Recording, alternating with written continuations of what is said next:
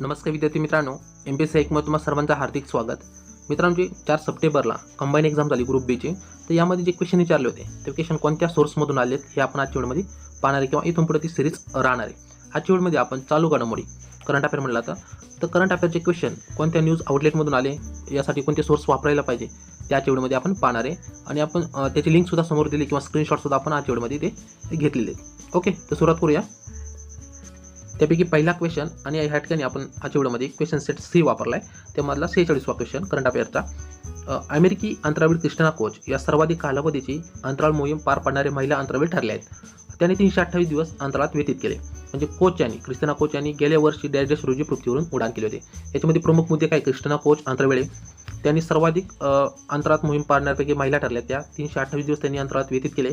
या ठिकाणी आपल्याला काय विचारलं आहे, कोणत्या दिवशी त्यांनी पृथ्वीवरून उड्डाण केले होते? त्याचा आन्सर निघतं 14 मार्च 2019ला त्यांनी पृथ्वीवरून उड्डाण केलं होतं. 328 दिवस ते अंतराळात व्यतीत केले गेले. तर यासाठी सोर्स कोणकोणते महत्त्वपूर्ण आहेत किंवा कोणते सोर्स वापरले पाहिजे? तर सकाळमध्ये ही न्यूज आली होती 6 फेब्रुवारी 2020ला. टायटल होते या ठिकाणी 328 दिवसांनी क्रिस्टिना परतली पृथ्वीवर, अंतराळात राहण्याचा त्यांचा विक्रम म्हणून. ओके, आता या ठिकाणी क्वेश्चन आहे बघा, याच्यामध्ये सुद्धा 328 दिवस वापरले. ओके, आणि सकाळ न्यूज आउटलेटमध्ये सुद्धा 328 दिवसांनी क्रिस्टिना परतली. आता त्याच्यामधली इतर पॉईंटसुद्धा पाहू. या ठिकाणी दिले कझाकिस्तानच्या डच हे जगन म्हणून आहे, या स्थानकावर गुरुवारी स्थानिक वेळेनुसार पहाटे 4:15 वाजता म्हणजे 4:15ला क्रिस्टिना परतली. त्यांचे जे सहकारी होती 17 एप्रिलला येणार आहेत म्हणून नासा सुद्धा त्यांनी स्क्रीनशॉट या ठिकाणी पाठवले. त्यानंतर दुसरं स्क्रीनशॉटमध्ये पहा, क्रिस्टिना कोच यांनी 14 मार्च 2019 रोजी आंतरराष्ट्रीय अंतराळ स्थानकावर पाठवण्यात आले होते. ही मोहीम केवळ 6 महिन्याची होती, मात्र नासाने या मोहिमेला मुदतवाढ दिली. अंतराळात राहून काम करणे हा माझ्यासाठीचा मोठा सन्मान असल्याचे क्रिस्टिना म्हणते. ओके, ह्या ठिकाणी तुम्ही पाहू शकता आपली जी डेट आहे ती डेट महत्त्वपूर्ण आहे. 14 मार्च 2019ला पाठवण्यात आले होते, म्हणजे पृथ्वीवरून त्यांना अंतराळात पाठवण्यात आले होते. म्हणजे ह्या ठिकाणी आपली जे क्वेश्चनमध्ये वापरला आहे 14 मार्च 2019ला पृथ्वीवरून त्यांनी उड्डाण केले होते, हे ॲक्युरेट निघतं. ओके, पहिला क्वेश्चन व्यवस्थित समजला असेल. त्यासाठी महत्त्वपूर्ण सोर्स कोणता होता? सकाळचा सोर्स होता. त्यानंतर दुसरा करंट अफेअरचा क्वेश्चन, तेनसिंग नॉर्ग हा केंद्र सरकारचा राष्ट्रीय साहस पुरस्कार आणि महाराष्ट्राचा प्रतिष्ठेचा शिवछत्रपती थेट साहस पुरस्कार पटकाविणारा साहसी जलतरणपटू प्रभात कोळीच्या कामगिरीची दखल गिनीज वर्ल्ड रेकॉर्डने घेतली आहे. त्याने आतापर्यंत जे 6 समुद्र पार केले त्यात खालीपैकी कोणता समुद्राचा समावेश नाही. त्यांनी 6 समुद्र पार केले आहेत, याची दखल कोण घेतली? गिनीज वर्ल्ड रेकॉर्डने घेतली. त्याला पुरस्कार कोणकोणते भेटलेत? एक तेनसिंग नॉर्ग हा केंद्र सरकारचा पुरस्कार आहे, राष्ट्रीय साहस पुरस्कार म्हणला जातं. त्यानंतर महाराष्ट्राचा जो प्रतिष्ठेचा पुरस्कार आहे शिवछत्रपती थेट साहसी पुरस्कार, हे दोन्ही सुद्धा पुरस्कार त्याला भेटलेत. त्यानंतर गिनीज वर्ल्ड रेकॉर्डमध्ये त्याची नोंद घेतली. ओके, क्वेश्चन समजला असेल. त्यांनी जे 6 समुद्र पार केले त्यापैकी खालीपैकी कोणता समुद्र नाही असं विचारलं आहे. तर पर्यामध्ये इंग्लिशची खाडी लेक, कॅटलिना चॅनल, जिब्राल्टरची समुद्रधुनी, सुएझ कालवा. त्याचं उत्तर आहे सुएझ कालवामध्ये त्यांनी काय जे समुद्र आहे ते आतापर्यंत पार केलेलं नाही, ते कालवा आहे. आता ह्या ठिकाणी सोर्स पाहू शकता. लोकमतमध्ये न्यूज आली होती, मेनलँड ते ॲनाकामा पोहणार प्रभात ठरला पहिला आशियाई जलतरणपटू. ओके, ही न्यूज कधी आली? 8 ऑगस्ट 2019ला आली. त्याच्यामध्येच उल्लेख आहे या ठिकाणी त्याच आर्टिकलमध्ये, इंग्लंडच्या मेंबर ऑफ ब्रिटिश एम्पायर किताबाचा मानकरी असलेल्या सलिमेंटरी ग्रॅव्हिट यांच्या मार्गदर्शनानुसार सराव करणाऱ्या प्रभातने दीर्घ पल्ल्याच्या जलतरणात चांगलीच छाप पाडली आहे. खुल्या पाण्यातील जलतरणात तिहेरी यश संपादन करणारा प्रभात आशियातील सर्वात युवा जलतरणपटू आहे. हवाई बेटावरील केव्ही चॅनल जलतरीच्या पोहणारा प्रभात आशियातील सर्वात युवा जलतरणपटू आहे. नंतर दिले की दक्षिण आफ्रिकेतील जे अटलांटिक महासागरातील जलदरित्या पोहण्याची कामगिरी प्रभातने साधली आहे. इंग्लंडमधील नॉर्थ आयर्लंड येथील नॉर्थ चॅनल आणि जपानमधील सुगुरू चॅनल या ठिकाणी त्यांनी हे केलं आहे, जलतरणपटू त्यांनी केला किंवा ती पार केली. याच्यामध्ये जे उल्लेख आहे सुएझ कालवाचा तो नाही आहे, त्याच्यामुळं हा जो कालवा आहे त्यांनी पार आतापर्यंत केलेला नाही. ओके, त्यानंतर पुढचा क्वेश्चन आणि क्वेश्चन सेट सीचा 48वा क्वेश्चन, परमवीर चक्र स्वातंत्र्यप्राप्तीनंतर आजपर्यंतच्या 72 वर्षात सुमारे 130 कोटी लोकसंख्येच्या आपल्या देशात फक्त डॅश जणांनाच हा बहुमान प्राप्त झाला आहे. क्वेश्चन समजला असेल. या ठिकाणी परमवीर चक्र उल्लेख केला आहे. 72 वर्षामध्ये आतापर्यंत 130 कोटी लोकसंख्या देशामध्ये भारतामध्ये किती जणांना देण्यात आलं असं विचारलं. तर किती जणांना देण्यात आलं? फक्त 21 जणांना देण्यात आलं. 4 नंबरचा पर्याय या ठिकाणी आपण डिटेलमध्ये पाहू. परमवीर चक्र कोणाला दिलं जातं? ज्याचं शौर्याचं काम असतं, धाडसाचं काम असतं आणि जे उल्लेखनीय काम करतात ते त्यांनाच दिलं जातं. ह्याची जी सुरुवात झाली होती 3 नोव्हेंबर 1947ला झाली होती. ओके, आपण डिटेलमध्ये पाहू. ह्या ठिकाणी तुम्हाला माहिती सुद्धा पाहायला भेटते. आपण विकिपीडिया सोर्स या ठिकाणी घेतला आहे. पहिला जो दिला होता 3 नोव्हेंबर 1947ला दिला होता. ओके, मेजर सोमनाथ शर्मा म्हणून यांनी दिलं होतं. क्वेश्चनमध्ये विचारण्याची शक्यता होती पण त्यांनी काही विचारलेलं नाही त्या ठिकाणी, पण विचारू शकतात की पहिला परमवीर चक्र पुरस्कार कोणाला देण्यात आला. हे पण माहिती आहे मेजर सोमनाथ शर्मा. आणि शेवटचा खूप महत्त्वपूर्ण आहे, कारण 2019मध्ये खूप न्यूजमध्ये होता. या ठिकाणी पाहू शकता 6 जुलै 1999ला हा देण्यात आला आहे. कॅप्टन विक्रम बत्रा म्हणून यांना तो देण्यात आला आहे. तुम्ही पाहिलं असं कारगिल युद्ध झालं, त्याच्यामध्ये त्यांनी जे धाडसाचे काम केलं होतं, तर त्यांच्या याच्यामध्ये त्यांना हा पुरस्कार देण्यात आला आहे. आता कॅप्टन विक्रम बत्रा यांच्यावर एक मूवीसुद्धा आलेला आहे, ओके, शेरशाह म्हणून. ते आपण पुढे पाहणारच आहे. त्या ठिकाणी विक्रम बत्रा यांची संपूर्ण माहिती, ओके, त्यांचा क्रमांक किती ह्या ठिकाणी दिला आहे. ह्या ठिकाणी पाहू शकता सोर्सेस. शेरशाह चित्रपट मी नाकारला पाहिला होता, ओके, अभिनेत्याची गंतनंतर शेरशाह अपवाद ठरला. म्हणजे यांच्या जीवनावर, जे कॅप्टन विक्रम बत्रा यांच्या जीवनावर शेरशाह चित्रपट आला. ह्या ठिकाणी तुम्ही पाहू शकता त्यांचं उपनाव सुद्धा आहे लव आणि शेरशाह किंवा लव आणि शेरशाह म्हणून. ओके, यांच्या आयुष्यावर नवीन बॉलिवूडमध्ये चित्रपट आलेला आहे. त्यानंतर पुढचा जे क्वेश्चन आहे ते योजना संदर्भात आहे. सिरीजचा 49वा क्वेश्चन आणि करंट अफेअरचा 4था क्वेश्चन. आयुष्यमान भारत योजनेअंतर्गत पुढील पर्यायापैकी अयोग्य किंवा चुकीचा पर्याय निवडा ह्या ठिकाणी चालेल. म्हणजे चुकीचा पर्याय निवडा सांगितले आपल्याला ह्या ठिकाणी. त्याच्यामध्ये जे सेंटेन्स वापरले, पहिलं की या योजनेचा लाभ 10 कोटीपेक्षा जास्त भारतीय परिवारांना होणार आहे, हे बरोबरच आहे. त्यानंतर दुसरं, आयुष्यमान कार्ड धारकांच्या परिवाराला 5 लाखापर्यंत वैद्यकीय उपचार मोफत स्वरूपात दिले जाणार आहे, हे पण बरोबर आहे. त्याच्यात उल्लेखच आहे 5 लाखापर्यंत वैद्यकीय उपचार जे मोफत दिले जाणार आहे. त्यानंतर तिसरं आहे की या योजनेचा लाभ 30 कोटीपेक्षा जास्त भारतीय परिवारांना होणार आहे. ओके, हे थोडं माहीत नसेल कदाचित. चौथं बघू आपण. या योजनेअंतर्गत 15,000 खाजगी दवाखान्यांना जन आरोग्य मित्र असा दर्जा बहाल केला जाणार आहे, हे बरोबर आहे. कारण जे आयुष्यमान भारत योजना आहे किंवा महात्मा फुले योजना आहे, तर यांना जन आरोग्य मित्र असा दर्जा दिला गेला आहे, म्हणजे हे पण बरोबर आहे. आपल्याला चुकीचा पर्याय निवडायचा सांगितलं या ठिकाणी, तर 2 नंबरचा, म्हणजे फक्त क काय आहे या ठिकाणी चुकीचं आहे. बरोबर जर असं तर अ ब क असतं या ठिकाणी. आपण याच्याबद्दलची डिटेल माहिती पाहू आणि जे सोर्स आहे ते पण पाहू. सकाळमध्ये न्यूज आली आहे, ओके, ह्या ठिकाणी पाहू शकता आयुष्यमान भारत योजना. आता या ठिकाणी पाहू शकता 25 फेब्रुवारी 2021 तुम्ही करंटमधलं घेतलं आहे. ओल्डमध्ये भरपूर प्रमाणात या आयुष्यमान भारत योजना संदर्भात न्यूज आले. लोकमतमध्ये आली, लोकसत्तामध्ये आली, सकाळमध्ये सुद्धा न्यूज आली किंवा महाराष्ट्र टाईम आहे याच्यामध्ये सुद्धा न्यूज आली. तर आयुष्यमान कार्ड आता मोफत उपचार मिळते 5 लाखाचे विमा कवच म्हणून. ओके, कसं बनवायचं ह्या ठिकाणी ती माहिती दिली. आपण जे 10 कोटी दिले ह्या ठिकाणी पाहू शकता 10 कोटी कुटुंबांना विमा कवच म्हणून. ओके, याच्यामध्ये उल्लेख आहे आणि 5 लाख रुपयापर्यंत आरोग्य विमा याच्यामध्ये दिला जाणार आहे. म्हणजे डिटेल माहिती क्वेश्चनमध्ये विचारली होती ती आपल्याला ह्या न्यूज आर्टिकलमध्ये पाहायला भेटते. एक म्हणजे पहिलं, त्यानंतर दुसरं आणि तिसरं तर संदर्भात सापडली नाही, पण याच्यामध्ये आयुष्यमान भारत योजनेमध्ये जन आरोग्य मित्र असा दर्जा आहे. ओके, 15,000 खाजगी दवाखान्यामध्ये जन आरोग्य मित्र असा दर्जा बहाल केला जाणार आहे त्याच्यामध्ये, म्हणजे हे पण बरोबर आहे. फक्त चुकीचं कोणतं निघतं 2 नंबरचं, फक्त क. त्यानंतर पुढचा क्वेश्चन 50वा सेट सीचा 50वा क्वेश्चन. माहिती तंत्रज्ञान क्षेत्राच्या प्रगतीमुळे दैनंदिन वापरात येणाऱ्या संकल्पना व त्याचे पूर्ण स्वरूप व्यक्त करणारे योग्य पर्याय निवडा ह्या ठिकाणी विचारलं आहे. संकल्पना एक साईडला अ गटामध्ये, ब गटामध्ये सेवा वितरण म्हणून दिले, सर्व्हिस काय म्हणून. आता UPI बघा, हे तुम्हाला माहिती सरकारी ऑनलाईन मंच आहे. UPI म्हटलं तर युनिफाईड पेमेंट इंटरफेस म्हणून. ओके, म्हणजे अचं 4 नंबर. तुम्ही AI आर्टिफिशियल इंटेलिजन्स म्हटलं तर किंवा ज्ञानाचे कृत्रिम आदान प्रदान, तर 1 नंबरचा पर्याय तुम्हाला पाहायला भेटतो. ओके, या ठिकाणी पहिला. आता ह्या ठिकाणी तुम्ही म्हणता सोर्स का नाही सांगितला, तर ओके, याच्याबद्दलची माहिती सर्वांना UPI काय हे काय, आता यासाठी काही वेगळं काही सांगायची गरज नाही. पुढचा क्वेश्चन करंट अफेअरचा. अखिल भारतीय मराठी नाट्य संमेलन संदर्भात स्थळ, वर्ष, संमेलनाचे अध्यक्ष यांचा योग्य क्रम सांगणारा अचूक पर्याय निवडा सांगितले. त्याकडे वर्ष दिले, ठिकाण दिले आणि संमेलनाचे अध्यक्ष म्हणून. ओके, तर 2019 पाहिलं असं नागपूरमध्ये संमेलन झालं होतं अखिल भारतीय मराठी नाट्य संमेलन. त्यावेळी जे अध्यक्ष होते किंवा संमेलनाचे जे अध्यक्ष होते ते कोण होते, प्रेमानंद गजबी म्हणून. आता डचं दुसरं ह्या कोणत्या ठिकाणी तर 3 नंबरला तुम्हाला पाहायला भेटतं, म्हणजे याचा योग्य क्रम डायरेक्ट 3 नंबर पाहायला भेटतो. खूप न्यूजमध्ये होतं. आता आपण त्या संदर्भात सोर्स पाहू. लोकसत्तामध्ये न्यूज आली होती, इतर न्यूज आउटलेटमध्ये सुद्धा होती, पण लोकसत्ता म्हणजे बरेच प्रमाण डिटेलमध्ये माहिती देते. तर नागपुरात रंगणार 99वे अखिल भारतीय मराठी नाट्य संमेलन 22 फेब्रुवारी ते 25 फेब्रुवारीच्या दरम्यान 2019मध्ये हे पार पडणार होतं किंवा पार पडलेलं आहे. तर ह्या ठिकाणी तुम्ही सेंटेन्स पाहू शकता, हायलाईट हे केलं की प्रेमानंद गजबी नाट्य संमेलनाच्या अध्यक्षपदी आहे. हे जे संमेलन झालं नागपूरमध्ये झालं, त्या संदर्भात इतर कोण कोणी हजेरी लावली, ह्या ठिकाणी शरद पवार सुद्धा होते, त्यानंतर शिवसेना पक्ष प्रमुख उद्धव ठाकरे साहेब होते, काँग्रेसचे नेते सुशीलकुमार शिंदे साहेब होते, नंतर जे सांस्कृतिक कार्यमंत्री विनोद तावडे साहेब सुद्धा या संमेलनाला होते. 60 तास विविध कार्यक्रम या नाट्य संमेलनात झाले होते. ओके, तर कोण होता अध्यक्ष, तर प्रेमानंद गजबी म्हणून. त्यानंतर पुढचा करंट अफेअरचा क्वेश्चन. केंद्रीय प्रदूषण नियंत्रण बोर्डाच्या उपलब्ध सूचनेनुसार वर्ष 2018-19 या ठिकाणी विचारलं आहे, दरम्यान किती मेट्रिक टन ही कचरा एकत्रित करून विघटित आणि पुनर्चक्रित करण्यात, विघटित म्हणजे डिकम्पोज आणि पुनर्चक्रित म्हणजे रिसायकल करण्यात आले. ओके, या ठिकाणी डिकम्पोज आणि रिसायकल. ओके, सरासरी जर आकडा पाहिलं तर 200,000 म्हणता येईल या ठिकाणी. ओके, 164,663 मेट्रिक टन एवढा कचरा, म्हणजे 1,64,663 मेट्रिक टन एवढा कचरा विघटित डिकॉम्पोज किंवा रिसायकल करण्यात आला होता.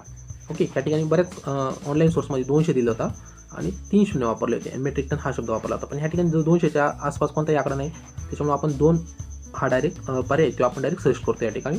ओके, डायरेक्ट सोर्स काय भेटला नाही या ठिकाणी आपल्याला. पुढचा क्वेश्चन, ब्रिटनच्या महाराणीचे क्वीन कौन्सिल म्हणून कोणाची नियुक्ती झाली? क्वीन कौन्सिल म्हणजे सल्लागार म्हणून. पुन्हा एकदा क्वेश्चन आहे का, ब्रिटनचे महाराणीचे क्वीन कौन्सिल, सेंटेन्स खूप महत्त्वपूर्ण आहे, म्हणून कोणाची नियुक्ती झाली? तर याचं जे उत्तर आहे ते हरीश साळवे म्हणून.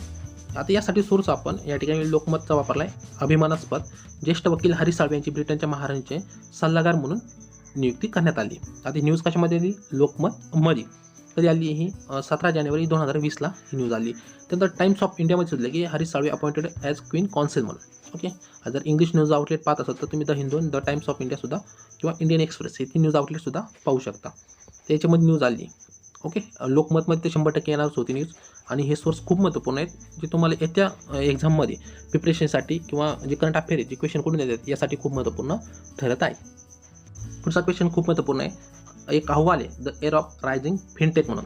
आता डिजिटल भुगतान संदर्भात किंवा डिजिटल पेमेंट संदर्भात होता. विविध कंपनीने काढला होता. रोजर पे, इन्स्टामोजे वगैरे कंपनी जे ऑनलाईन पेमेंट वगैरे हे करतात, तर त्यांच्यामार्फत हा रिपोर्ट काढण्यात आला होता. तर क्वेश्चन समजून घ्या आपण. द एअर ऑफ रायझिंग फिनटेकच्या डिजिटल भुगतान संबंधी रिपोर्ट खालीलप्रमाणे. आता रिपोर्ट हा जुना आहे. पहिल्या पर्यायामधले डिजिटल भुगतानच्या वापरामध्ये कर्नाटक पहिल्या क्रमांकावर आहे. त्यानंतर दुसरे डिजिटल भुगतानच्या वापरामध्ये महाराष्ट्र दुसऱ्या क्रमांकावर आहे. तिसरं की डिजिटलाइज शहरामध्ये बंगळूर प्रथम स्थानावर आहे. आणि चौथ्या डिजिटलाइज शहरामध्ये हैदराबाद द्वितीय स्थानावर आहे. ओके, चारही जर रिपोर्ट पाहिले आपण किंवा चारही जे सेंटेन्स आहे, सॉरी रिपोर्ट म्हणलं, जे चारही सेंटेन्स आहे याच्यामध्ये आपल्याला काही चारले वाक्य कोणतं बरोबर आहे? जे 4 नंबरचं पर्याय डिजिटलाइज शहरामध्ये हैदराबाद द्वितीय स्थानावर, ते द्वितीय नसून तृतीय स्थानावर आहे. तर ड नंबरचा पर्याय आपल्याला चुकीचा सापडतो. आता ड 2 ठिकाणी ह्या ठिकाणी इथं. ओके, तर मग हे तर काय वाक्य बरोबर विचारले आपल्याला. ओके, म्हणजे हे 2 तर बरोबर नसणार आहे. तर आपल्याला डायरेक्ट अ ब क ड काढला तर अ ब कच राहतो, म्हणजे 1 नंबरचा पर्याय आपल्याला पाहायला भेटतो, कारण 4 चौथ्याच्यामुळे ड हा पर्याय. ओके, समजलं? पुन्हा एकदा पाहू आपण. The era of rising fintech हा अहवाल काढला होता रोजर पेने किंवा जी डिजिटल पेमेंट सिस्टीम देतात. ओके, त्यांच्यामार्फत हा रिपोर्ट करण्यात आला होता. याच्यामध्ये कर्नाटक 1 नंबरला होता, महाराष्ट्र दुसऱ्या क्रमांकावर होता आणि डिजिटलाइज शहरामध्ये बंगळूर पहिल्या स्थानकावर होतं. हे तिन्ही पर्याय पहिले बरोबर आहेत. आता या संदर्भात बघा, इकॉनॉमिक्स टाइम्स वेल्थमध्ये न्यूज आली होती. डिजिटल पेमेंट अपनाने में कर्नाटक अव्वल, दिल्ली 30 नंबर पर है. ओके, आता ही न्यूज़ थोड़ी हिंदीमध्ये आहे. या ठिकाणी पाहू शकता, सभी राज्यों में कर्नाटक अव्वल रहा है. नंतर महाराष्ट्र दुसऱ्या क्रमांकावर आहे, दिल्ली तिसऱ्या पायदानपर म्हणजे तिसऱ्या स्थानावर दिल्ली आहे. ओके, हा अहवाल कोणी काढला होता? There of rising fintech report. हा चौथा अहवाल होता, जो वित्तीय कंपनीने काढला होता. रोजर पे आहेत, पुन्हा जे ऑनलाईन इंटरफेस देतात फोनपे वगैरे, तर यांच्यामार्फत हा अहवाल काढण्यात आला होता की कोणत्या शहरामध्ये सर्वात जास्त डिजिटल पेमेंट झाले. ओके, आता क्वेश्चन समजला असेल. आता त्याच्यामध्येच बघा, ह्या ठिकाणी रिपोर्टमध्ये सांगितलं आहे की डिजिटल भुगतानमध्ये अपनाने में कर्नाटक सबसे आगे रहा आहे. नंतर शहरांच्या याच्यामध्ये पाहिलं तर बंगळूर 1 नंबरला आहे, नंतर दिल्ली 2 नंबरला आहे आणि तिसरा हैदराबाद आहे. ओके, समजलं असेल तुम्हाला. पहिलं कोण आहे? शहरामध्ये जर पाहिलं तर बंगळूर येतं, 2 नंबरला दिल्ली, 3 नंबर हैदराबाद येतं. क्वेश्चन समजून घ्या. या ठिकाणी पहिलं तर बरोबर आहे, कर्नाटक 1 नंबरला आहे. त्यानंतर महाराष्ट्र दुसऱ्या क्रमांकावर आहे, या ठिकाणी दिले. ओके, महाराष्ट्र दुसऱ्या आणि दिल्ली तिसऱ्या क्रमांकावर आहे. त्यानंतर डिजिटलाइज शहरामध्ये बंगळूर प्रथम स्थानावर आहे, हे पण पाहिलं आपण. पण हैदराबाद जे 4 नंबरच्या पर्यायामध्ये आहे द्वितीय, हे चुकीचं आहे. द्वितीय नसून काय आहे? तृतीय स्थानावर आहे. याच्यामध्ये कोण आहे द्वितीय स्थानावर? तर दिल्ली आहे. ओके, त्यानंतर पुढचा क्वेश्चन इम्प्रेस सेकंड संदर्भात आहे. उच्च शिक्षण संस्थांमध्ये, या सगळ्यांनी सेंटेन्स आहे, उच्च शिक्षण संस्थांमध्ये नवनिर्माणाची संस्कृती रुजवण्यासाठी भारत सरकारने मनुष्यबळ विकास मंत्रालय प्रस्तावित केली इम्प्रिट 2 योजनेचा कोण सहभागी होऊ शकतं? आता उच्च शिक्षण संस्थांमध्ये विचारलं आहे, तर सहजिकच याच्यामध्ये ITI मधील प्राध्यापक येणार नाही. ब नंबरचा पर्याय ह्या ठिकाणी सोडतो, या ठिकाणी BE. ओके, तुम्ही पाहू शकता ह्या ठिकाणी 1 आणि 3 तर उडतोच. ओके, म्हणजे याच्यामध्ये हे येत नाही. त्याच्यामध्ये C आणि D मध्ये कन्फ्युजन होऊ शकते, पण बरेच पर्याय याच्यामध्ये क चे ड मध्ये, म्हणजे C चे D मध्ये, त्याच्यामुळे 4 नंबरचा पर्याय आपल्याला पाहायला भेटतो. आता डिटेलमध्ये असं काही सांगितलेलं नाही कुठंच की कोण सहभागी होऊ शकतं. मोठमोठ्या युनिव्हर्सिटी प्राध्यापकासंदर्भात माहिती दिली त्या ठिकाणी. ओके, फक्त 4 नंबरचा जो पर्याय या ठिकाणी पर्यायमधला, म्हणजे तो कुठे येतो? 2 नंबरला येतो. तो हे पर्याय बरोबर आहे. म्हणजे पर्याय जर पाहिला आपण 2 नंबरचा पर्याय निघतो आणि याच्यामधला सेंटेन्समधला चौथा. ओके, फक्त ड. त्यानंतर पुढचा क्वेश्चन, अनुसूचित जाती SC म्हणतो आपण व नवबद्ध प्रवर्गातील विद्यार्थ्यांना शासकीय वसतिगृहामध्ये प्रवेश मिळाला नाही, अशा विद्यार्थ्यांना मॅट्रिकतोर शिक्षण घेता यावे, म्हणजे 10वी नंतर 11वी 12वीसाठी शिक्षण घेता यावे म्हणून भोजन, निवास व इतर शैक्षणिक सुविधा उपलब्ध करून घेण्यासाठी सरकारने डॅश डॅश सुरू केली, म्हणजे कोणती योजना सुरू केली? आता SC आणि नववधू विद्यार्थी जर शासकीय वसतिगृहामध्ये प्रवेश मिळाला नाही, मॅट्रिक म्हणजे 10वी नंतर शिक्षण घेतावे म्हणून भोजन निवास आणि शैक्षणिक सुविधा उपलब्ध करून देण्यासाठी सरकारने कोणती योजना सुरू केली? आता साहजिक याचं उत्तर सर्वांना माहीत असणारे भारतरत्न डॉक्टर बाबासाहेब आंबेडकर स्वधार योजना म्हणून 2 नंबरचा पर्याय निघतो या ठिकाणी. आता यासाठी सोर्स बघा, लोकसत्तामध्ये ही न्यूज आली होती. भारतरत्न डॉक्टर बाबासाहेब आंबेडकर स्वधार योजना म्हणून याच्यामध्ये डिटेल माहिती दिली होती. पण ह्या ठिकाणी उल्लेख की मॅट्रिक म्हणजे इयत्ता 11वी 12वी आणि त्यानंतर व्यावसायिक तसेच बिगर व्यावसायिक अभ्यासक्रमामध्ये प्रवेश मिळवलेल्या परंतु कोणत्याही शासकीय किंवा महाविद्यालयात वसतिगृहात प्रवेश न मिळालेल्या अनुसूचित जाती व नववधू विद्यार्थ्यांना आता भारतरत्न डॉक्टर बाबासाहेब आंबेडकर स्वधार योजनेचा आधार मिळणार आहे. याच्यामध्ये भोजन निवास आणि शैक्षणिक सुविधासाठी थेट अनुदान उपलब्ध होणार आहे. म्हणजे डायरेक्ट उल्लेख केला आहे. आणि ही न्यूज कधीची आहे? 27 ऑक्टोबर 2017ची न्यूज आहे. कशामध्ये आली? लोकसत्तामध्ये आली. म्हणजे या ठिकाणी तुम्ही सोर्स पाहू शकता. जे एक्झाम आहे त्याच्यामध्ये आपल्याला जे मराठी न्यूज आउटलेट आहे याच्यामध्ये 70 ते 80% सोर्स आपल्याला पाहायला भेटतात. आता इनडायरेक्टली सुद्धा काही क्वेश्चन आहे जे इंग्लिशमध्ये काही न्यूज आउटलेट आहे त्याच्यातले आपण घेतलेले सोर्स आहे, पण ते मराठीमध्ये सुद्धा अवेलेबल आहे. तुम्ही जर पाहिलं असेल तर कुठं ना कुठं ती बातमी आलेलीच असते. त्याच्यामुळे हे जे सोर्स आहे लोकसत्ता, सकाळ, लोकमत, महाराष्ट्र टाइम हे 4 जर न्यूज आउटलेट तुम्ही पाहिले तर तुमचा करंट अफेअरचा एकही क्वेश्चन कुठे जाणार आहे. ओके, तर हे जे मराठी न्यूज आउटलेट आहे तुम्ही जर व्यवस्थित केले तर तुमचे करंट अफेअरचे क्वेश्चन एकही चुकणार नाही या ठिकाणी. कारण आपण जे क्वेश्चन पाहतोय सगळे मराठी न्यूज आउटलेट याच्यामधलेच आपल्याला पाहायला भेटतात. पुढचा क्वेश्चन खूप महत्त्वपूर्ण आहे. EWS संदर्भात आहे.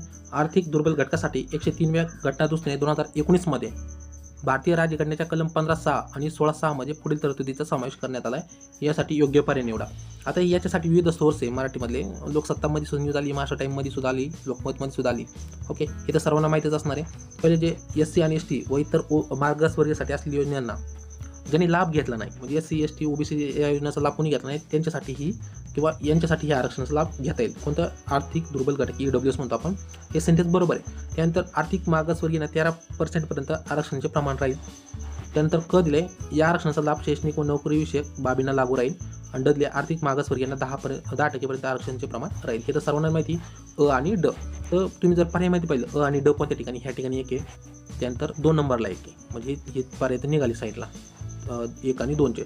आता 3 आणि 4 मध्ये तुम्ही कन्फ्युजन होऊ शकता. 3 आणि 2 मध्ये. ओके, आता त्याच्यामध्ये तुम्ही जर पर्याय पाहिला 10% आरक्षण व्यक्त आहे, याच्यामध्ये आर्थिक मागासवर्गीयांना 13% पर्यंत आरक्षण राहणार आहे का असं काही उल्लेख नाही. ब जो पर्याय तो डायरेक्ट या ठिकाणी उडतोय, म्हणजे फक्त राहतोय 3. ओके, डबल तर सेंटेन्स नाही घेणार. तर 10% सर्वांनाच माहिती आहे, पण 13% सुद्धा असा उल्लेख नाही कुणा. ओके, तर त्याच्यामुळं जे ड नंबरचा पर्याय तो बरोबर निघतोय आणि ब नंबरचा गायब होते. तर ब ज्या ठिकाणी ते सर्व पर्याय निघून जातात. अनवत ऑर्डर निघालेलाच आहे, कारण अ याच्यामध्ये नाही आहे. म्हणजे फक्त पर्याय क्रमांक 3 आपल्याला पाहायला भेटतोय. याचं उत्तर कळलं. त्यानंतर पुढचा क्वेश्चन, मराठी काका म्हणून प्रसिद्ध असलेले प्राध्यापक अनिल गोरे यांना मराठी भाषा प्रसार व प्रचाराच्या संदर्भात देण्यात येणारा राज्य सरकारचा 2019चा डॅश हा पुरस्कार देण्यात आहे. आता प्रभात टाइम्समध्ये याच्यामध्ये न्यूज आली होती. आता कविवर्गीय मंगेश पाडगावकर याचं ॲन्सर असणार आहे, किंवा याचं ॲन्सर ते आहे कशामध्ये होती? प्रभात टाइम्समध्ये. त्यानंतर पुढचा क्वेश्चन, ओके, खूप न्यूजमध्ये येते. विनय शेट्टी आणि महिला संदर्भात तर न्यूज 100% येणार आहे, कारण आंतरराष्ट्रीय पातळीवर जर महिलांनी काही काम केलं तर त्या संदर्भात आपल्याकडं MPSC तर 100% प्री किंवा मेन्समध्ये न्यूज तर येतच असते एक्झाममध्ये. बघू क्वेश्चन काय, आंतरराष्ट्रीय संघटना विकास संघ IODA म्हणलं तर जे जनरल व्हाईस प्रेसिडेंट म्हणून नियुक्त होणारे पहिले भारतीय कोण बनले आहे? तर सहजिक विनय शेट्टी. या संदर्भात न्यूज तुम्ही पाहू शकता या ठिकाणी आली ANI म्हणून अशा न्यूज नेटवर्कमध्ये. ओके, या ठिकाणी IODAचे फर्स्ट इंडियन आणि Asian general vice president elected म्हणून. ओके, विनय शेट्टी म्हणून न्यूज दिली. आणि GK टुडे हे एक वेबसाईट आहे, खूप करंट अफेअर्स संदर्भात खूप महत्त्वपूर्ण माहिती या ठिकाणी टाकत असतं. तर ह्या ठिकाणी सुद्धा माहिती दिली की IODAच्या संदर्भात जनरल व्हाईस प्रेसिडेंट म्हणून इंटरनॅशनल ऑर्गनायझेशन डेव्हलपमेंट असोसिएशन म्हणजे IODA तर कोणाची निवड झाली? फर्स्ट आणि इंडियन. ओके, तर ह्या ठिकाणी डॉक्टर विनया शेट्टी म्हणून. ओके, ही न्यूज तुम्हाला समजली असेल. त्यानंतर पुढचा क्वेश्चन आहे इस्रो संदर्भात आहे. ओके, याच्यामध्ये बरेच जण कन्फ्युजन झाले आहेत. 60वा भारतीय अंतराळ संशोधन संस्था इस्रोमध्ये डिसेंबर 2020 मध्ये योजना आखली होती की मोहीम आखली होती, ती गगनयान मोहीम होती. त्याच्यामध्ये मानवरहित मोहीम अंतराळात पाठवणार आहे. क्वेश्चन बऱ्याच जणांना कन्फ्युजन झालं या ठिकाणी. काही जणांना वाटतं काय गगनयान होतं, व्योममित्र म्हणलं जातं. तर ह्या ठिकाणी सेंटेन्स समजून घ्या. इस्रोमध्ये डिसेंबर 2020 मध्ये मोहीम आखली होती. कोणती मोहीम पाठवणार आहे असं विचारलंय. त्या ठिकाणी जे रोबोट वापरला होता, आर्टिफिशियल म्हणतो आपण रोबोट लक्षात, एक लेडीज रोबोट तयार केला होता, व्योममित्र म्हणलं जातं. ओके, तर ह्या ठिकाणी विचारलंय का कोण पाठवणार आहे म्हणून नाही, कोणती मोहीम होती या ठिकाणी विचारलं. तर गगनयान ही मोहीम होती, म्हणजे पर्याय क्रमांक 1 होता. ह्या ठिकाणी तुम्ही पाहू शकता ती न्यूज लोकमतमध्ये सुद्धा आलेली अवकाशात जाणाऱ्या व्योममित्राची झलक या ठिकाणी ती चित्र आहे. गगनयान मिशनमध्ये बजावणार महत्त्वाची भूमिका म्हणून न्यूज कधी आली ती 22 जानेवारी 2020 मध्ये ही न्यूज आली होती. क्वेश्चन समजला. या ठिकाणी पाहू शकता इस्रोमध्ये डिसेंबर 2020 मानवरहित मोहीम अंतराळात पाठवणारे मोहीम विचारले या ठिकाणी. म्हणजे सहजिकचे गगनयान निघणार आणि याच्यामध्ये जे रोबोट वापरला होता व्योममित्रा. ओके, या संदर्भात या ठिकाणी चित्रसुद्धा आहे, पाहू शकता तुम्ही. ठळक मध्ये पाहू आपण चांद्रयान 2 मोहिमेनंतर इस्रोने आता गगनयान मोहिमेवर काम सुरू केलं आहे. मानवी अवकाशवीरांना अवकाशात पाठवण्याआधी इस्रोकडून मानवी रोबोट अवकाशात पाठवण्यात येणार आहे. त्यानंतर व्योममित्रा असं या महिला रोबोटचे नाव असून ती माणसाप्रमाणे अवकाशात वेगवेगळे प्रयोग करणार आहे. म्हणजे एक रोबोट पाठवणार आहे आणि त्यामार्फत ते काम केलं जाणार आहे सुरुवातीला. ओके, मिशन कोणते होतं? गगनयान. आणि याच्यामध्ये जे महिला रोबोट वापरला आहे काय? व्योममित्रा म्हणून. क्वेश्चन पूर्णपणे समजला असेल. जे आपण आता करंट अफेअरचे क्वेश्चन पाहिले याच्यामध्ये जे सोर्स होते प्रमुख ते म्हणजे सकाळ एक होता, त्यानंतर लोकमत, नंतर लोकसत्ता, त्यानंतर महाराष्ट्र टाइम्ससुद्धा काही न्यूज त्याच्यामध्ये आले आहेत. त्यानंतर इंग्लिश जर पाहिले तर हिंदू एक आहे, इंडियन एक्सप्रेस एक पाहिलं होतं. ओके, त्याच्यामध्ये फायनान्शियल न्यूज संदर्भात त्या ठिकाणी न्यूजसुद्धा होत्या. हे खूप प्रमुख सोर्स आहेत. ANIचा एक सोर्स घेतला होता. हे जर न्यूज आउटलेट वेळोवेळी जर फॉलो केले आपण किंवा याच्यावर जी येणारी प्रमुख माहिती ती जर आपण व्यवस्थित करंट अफेअरचे नोट डाऊन जर केली तर आपले जे करंट अफेअरचे क्वेश्चन आहेत ते चुकणार नाहीत. ओके, तर मी तुम्हाला आजच्या व्हिडिओमध्ये जी कंबाईंड एक्झाम झाली 4 सप्टेंबर 2021ला जे प्रमुख सोर्स सांगितले या संदर्भात तुम्हाला तुमच्या काही प्रतिक्रिया आहेत ते कमेंट बॉक्समध्ये नक्की सांगा. व्हिडिओला नक्की एक लाईक करा. चॅनल अजूनही सबस्क्राईब केलं नसेल तर चॅनलला नक्की सबस्क्राईब करा, कारण व्हिडिओ बनायला खूप वेळ लागतो मित्रांनो.